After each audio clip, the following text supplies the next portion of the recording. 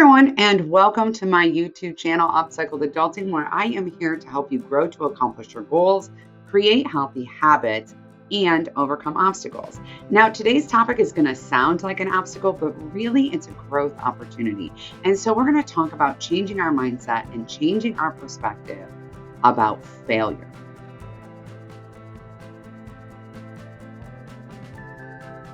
Failure is such a heavy and complicated thing to navigate, and just the thought of it, just the fear of it, is keeping so many of us from accomplishing our goals and living the lives that we've dreamed about. So let's talk about it directly. Now, don't forget to subscribe, because I am always here to help you build the life that you have been longing for. Let's get into it. Failure. We are very much conditioned to be failure avoidant. And I want to just tell you that this is not innate. This is not a natural thing. I say a lot of times that there are certain things that are just hardwired into us, like fear of change. That's hardwired into us. But fear of failure really isn't. Fear of failure is something that we develop over time. Our relationship with failure is very much connected to how we were raised and how we were conditioned. And so a lot of times, I know for myself personally, I've looked at other people and thought, why are they so courageous? How come they can go for it? Why do I struggle so much with this fear of failure? And I have to tell you that the biggest reason I struggle with it is because my experiences with failure have been very deeply connected to shame. Partly because I was very parentified as a child, and I very much did not feel like I had space to fail. I didn't feel like that was safe. I felt like if I failed, I would let everybody else down, or everyone would see that I was truly unworthy. And it really impacted me profoundly. I became a perfectionist. Yes. For those of you who are recovering perfectionists, you know what I mean. And perfectionism and failure really goes hand in hand. Because when you're a perfectionist, you define anything short of perfect as failing. And the fear that you won't do it perfect, or that you will fail, prevents you from really reaching outward and doing the things that you want to do, or the things that you know will make your life better. In a lot of ways, when we have this burden upon us, what we end up doing is, even if we start, we set ourselves up to fail, or we go in kind of halfway. This is such a common problem that so many people have.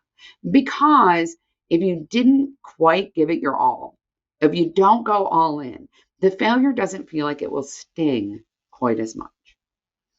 And what I'm here to tell you on the other side of this is that when we change our perception of failure, it changes everything. Failure isn't actually something that's shameful. Failure is evidence of living all out. Failure is evidence of going after what you want. Failure is evidence of courage. Failure isn't something to be ashamed of. It's something to be proud of. And when we change our perspective on failure and we start thinking, I am proud of my failure. My failure is proof that I have a growth mindset. My failure is evidence of all that I have learned and how far I have come. And we think of failure as a win. It changes everything. I know for some of us, it's way harder than others because we're surrounded by people who are living small, who are staying in the box, and who are uncomfortable with us breaking out, and who don't want to support that because it's uncomfortable for them. I know that for some of us, failing has actually really been detrimental. Failing has negatively impacted our relationships. Failure can and has, for some of us, caused abandonment and rejection. What I want to just redirect toward is the way that allowing yourself to fail changes your relationship with you. And that is the most important relationship. Being able to fail in yourself and still love yourself and still nurture yourself and still feel that you are worthy is absolutely essential. In addition, creating space in your life for failure and to share that with other people, to be vulnerable about your failure, creates intimacy and deeper connection. You see, if you won't fail in the presence of someone you don't love, that means you won't dismantle that wall. You won't take the last brick down. You won't let them see you in a state of weakness and a state of discomfort. And that means that you're keeping your relationship on a surface level. Not everyone deserves to see your failure. Some people, as I said, they can't handle it. But what about the people you're closest to?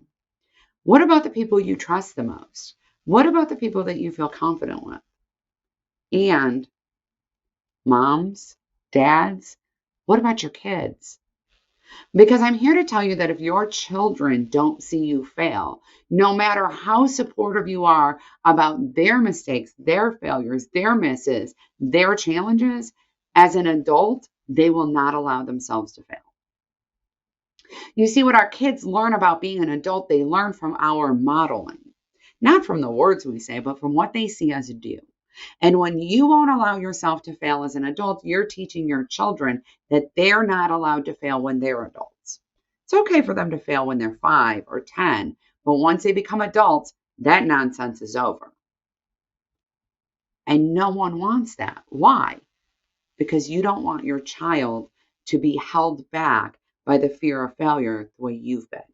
You want them to live in the bigness of their lives and in who they authentically are. You want them to be courageous and brave about facing new challenges. And more than that, even, you want them to grow and learn. Growth and knowledge really come from failure, right? You learn so much along the way. And when you can embrace the failure, it's not just knowledge that comes, it's wisdom. It's a deep insight into who you are and how you see the world around you and what adjustments you can make and where you can stretch yourself and where maybe you can't. You learn where the safety rails really need to be, and you learn how to expand those guidelines in ways that are safe for you, that feel safe for you and comfortable for you. So I'm not telling you to dive in head first in the shallow end and hurt yourself, right? I'm telling you to stick a toe in. Just put a toe in the water. What would it be like to try a new recipe and fail? What would it be like to try a Pinterest project and fail? Like fail. And fail openly. Even these small failures, allowing yourself to see that, allowing yourself to say, I tried to build that thing or DIY my closet and it is a disaster. I completely failed. But I've learned a lot and I'm going to try again. That changes everything. We don't have to create these free-for-all, no-net failures in order to get comfortable with failure. We can create small ones. Try to learn a new language, right? Try to speak it to a native speaker. Every time that we stretch ourselves outside of our comfort zones, every time that we set ourselves up for a small fail, a small imperfection, and we embrace it and we grow from it, we are building that muscle. We're building that muscle. One of the things that's really helped me change my mindset about failure is creating something called a failure goal. And I'm going to challenge all of you to create a failure goal. So, what's a failure goal? A failure goal is when you choose to fail. When you decide that this month failing one time is a win. I'm going to try really hard to get a fail in. Why am I going to do that? Because when we create a failure goal, we give ourselves permission to fail. And then when we fail, yeah, we failed. And yeah, that can sting. But also, we get to count it as a win. We get to count it as a win because the only way to fail is to step out there and to be brave and to try something that you could genuinely fail at. And listen, again, it doesn't have to be something big. See if you can learn how to tap dance. Find out if you can get that bind in yoga. Do not injure yourself doing that, right? Do something small. Get yourself used to the idea that you can fail. And it's okay. I promise you that the world will not end. So I want everyone out there to choose a failure goal for this month or this week, whatever that has to be, whatever that happens to be for you. So choose how many times you're going to fail. What area of your life are you going to stretch yourself in, right? I am going to try intentionally. I want to make sure that I fail one time this month. I want to make sure that I fail one time this month. So I'm going to try new things. And if I don't fail at that, for example, that first recipe I try, I'm going to keep trying harder recipes until I do fail. One of the things that also happens here is you start to learn your skill set, right? A lot of us, our skills are here. We're operating here because we don't know how far we have to go before we're going to hit our limit and we're going to fail, right?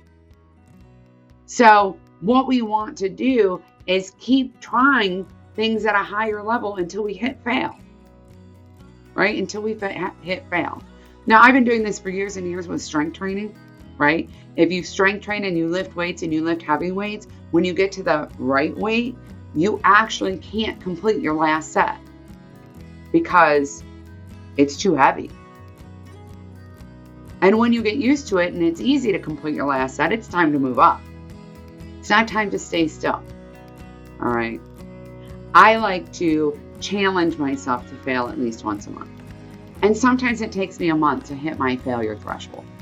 Because even though I've been doing this for a long time, and even though I am a recovering perfectionist and I've been working on this for years, I still realize that I underestimate my ability a lot. A lot. My ability is here. I start here and I think I'm going to fail and I don't. And you're going to find out the same thing. And I just want you to think, if you're scared in this moment, just think how amazing it will be to find out that you thought your ability was here, really was here, and that you thought you would fail here. And you didn't. You didn't, because you were more than capable. You're living beneath your potential because you're afraid of hitting your failure threshold. It's time to stop. It's time to stop. And you can make that choice today. Make the choice to grow. Make the choice to make space in your life to accomplish your goals. And that includes failing. Maybe a whole lot. But don't worry, because you're going to get used to it. And it's going to be a magical experience. Again, don't forget to subscribe. I want you to know that you are so amazing and you deserve to live the life that you've been dreaming of. Bye, everyone.